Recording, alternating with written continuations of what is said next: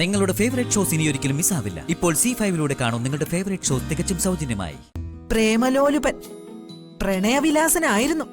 ഭഗവാൻ കൃഷ്ണന്റെ പേരല്ലേ ജനാർദ്ദനൻ.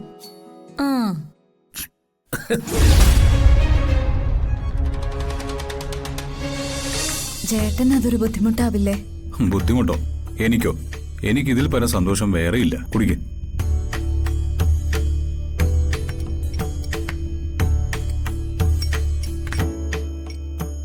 ഇതൊക്കെ ദേവി എന്നെ സ്നേഹിച്ചതിനും എന്നെ പരിചരിച്ചതിനും എല്ലാത്തിനും ഉപരി എന്നെ സഹിച്ചതിനും പകരാവോ? എങ്ങനെയെങ്കിലും ഞാനൊരു പ്രായശ്ചിത്തം ചെയ്തോട്ടെ ദേവി.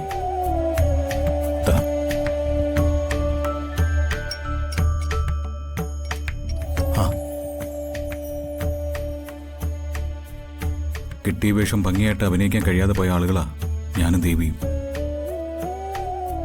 നാട്യം അറിയില്ല, പേര് മാത്രമേ അറിയൂ.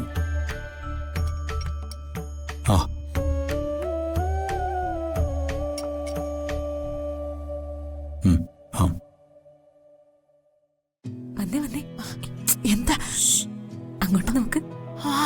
ഇത് വെറും സൗഹൃദമായിട്ട് മാത്രം കരുതിയാൽ മതി. മറ്റർത്ഥങ്ങളൊന്നും ഇതിലില്ല.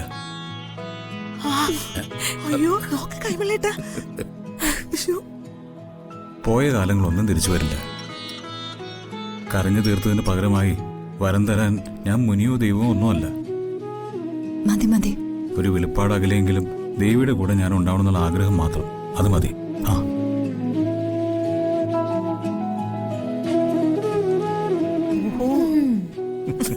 ഷോർട്ട് ഫിലിമിന്റെ പേര് മാറ്റി ഒരു വെളിപ്പാടല്ലേ? മതി ചേട്ടാ മതി. മുഴുവൻ കഴിക്കണമെന്ന് പറഞ്ഞില്ലേ? കഴിക്കേ.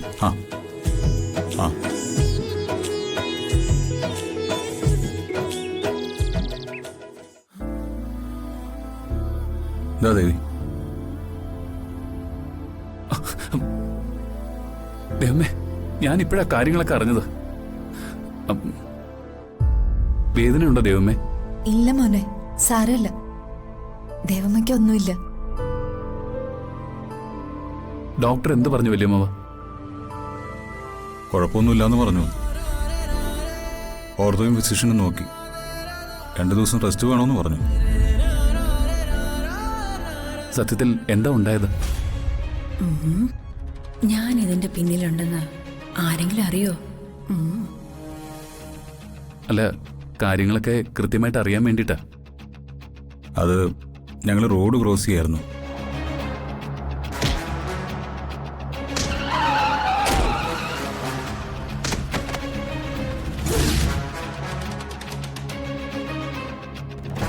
ഇതാ മോനെ സംഭവിച്ചത്. ഇത് പക്ക കൊട്ടേഷൻ തന്നെയാ. ആ വണ്ടിയുടെ നമ്പർ ശ്രദ്ധിച്ചായിരുന്നോ? അതൊന്നും നോക്കാൻ പറ്റില്ല മോനെ. ഓർക്കാപ്പുറത്തുള്ള ആക്രമണമല്ലേ. കാര്യങ്ങൾ കൈവിട്ടു പോവോ? ഇവിടെ നിന്റെ ചീട്ട് കീറോ ഈശ്വരാ? ഇതിന്റെ പിന്നിൽ ഒന്നുകില്ല ഇന്ദ്രജാമായി, അല്ലെങ്കിൽ ആ കൊള്ള ഫ്രോഡ് വൈശാഖ. ഈശ്വരാ, ഈ കോൺസ്പിറസിയുടെ ഉറവിടം ഞാൻ കണ്ടെത്തും.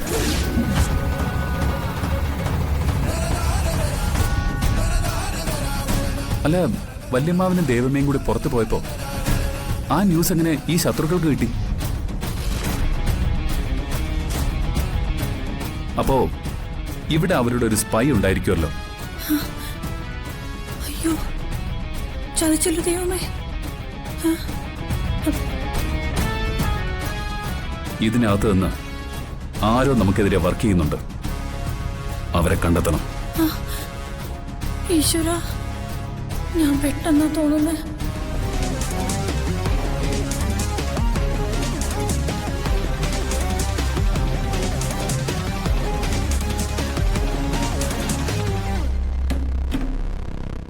ദേവിക്ക് ഉറക്കം വരുന്നില്ല എന്നല്ലേ പറഞ്ഞത്? അതുകൊണ്ട് ഉറക്കം വരുന്നത് വരെ ഞാനൊരു കഥ പറഞ്ഞു തരാം.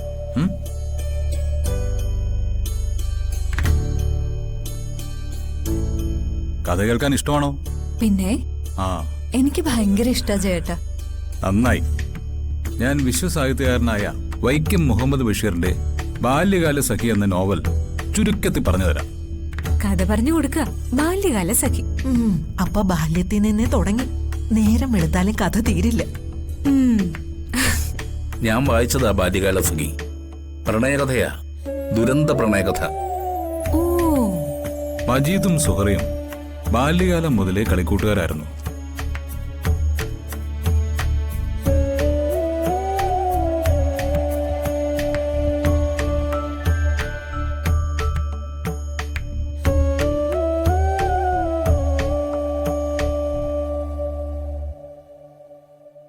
കാര്യങ്ങൾ ഇങ്ങനെ പോയാൽ മീനാക്ഷി കൊച്ചിന്റെ ആഗ്രഹം പെട്ടെന്ന് നടക്കുമായിരിക്കും.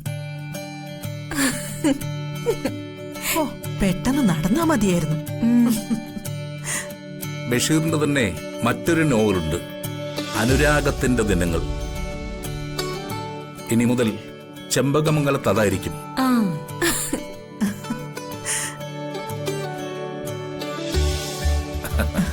വാ.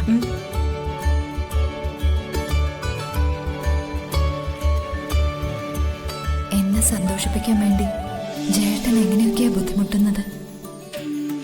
ദൈവമേ, ഇത്രയേറെ സ്നേഹം ഉണ്ടായിരുന്നോ ഈ മനുഷ്യൻ എന്നോട്? ഒരു കാര്യം പറയാനുണ്ട്. അക്കാര്യം നാളെ പറയാം എന്ന് മജീദിനോട് പറഞ്ഞിട്ട് സുഹറ പോയി. ആ രാത്രി സുഹറ മരിച്ചു. അവസാനമായി സുഹറയ്ക്ക് പറയാനുണ്ടായിരുന്നത് എന്തായിരുന്നു? ദേവി ചോദിച്ച ഈ ചോദ്യം ചോദിച്ചുകൊണ്ടാണ് ബഷീർ ഈ നോവൽ അവസാനിപ്പിക്കുന്നത്. അവസാനമായി സുഹറയ്ക്ക് പറയാനുണ്ടായിരുന്നത് എന്താണ്?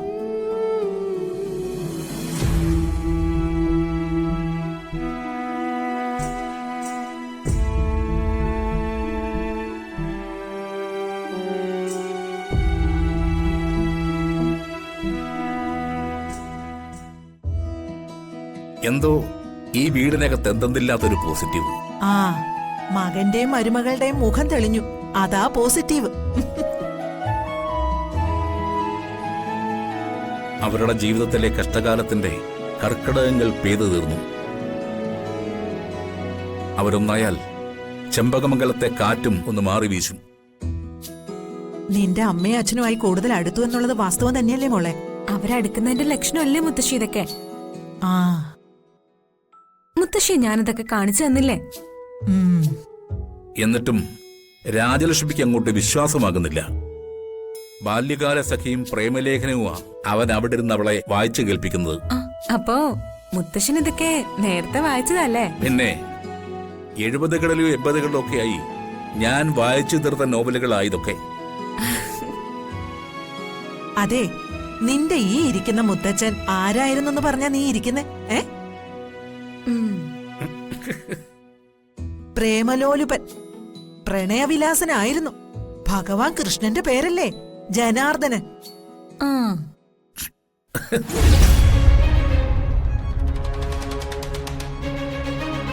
ഡൗൺലോഡ് ചെയ്യൂ C5 ആപ്പ്. കാണൂ എല്ലാ എപ്പിസോഡുകളും സൗജന്യമായി.